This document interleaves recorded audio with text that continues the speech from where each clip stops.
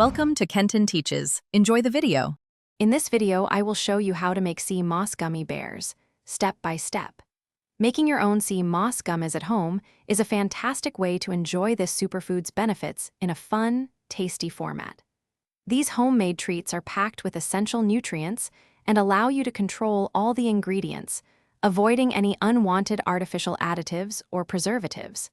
It's a simple process that yields delicious results. The first crucial step is preparing your sea moss gel. You'll need about 1 cup of prepared sea moss gel for this recipe.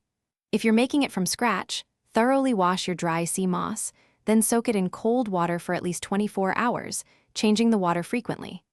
After soaking, blend the softened sea moss with fresh water until it forms a smooth, thick gel.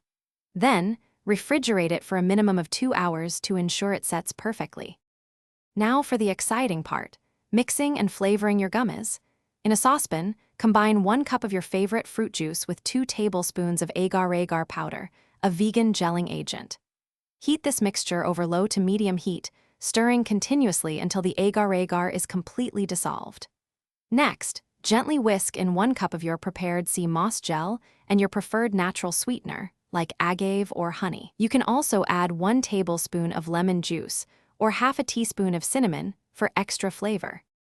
Once your mixture is ready, it's time to set your gummies. Working quickly, use a liquid dropper to fill your silicone gummy molds. Remember, the agar-agar sets quite fast as it cools, so speed is key.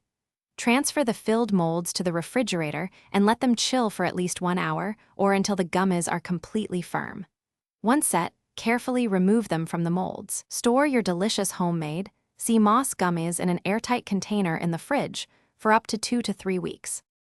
Thanks for watching. Please subscribe if this video was helpful.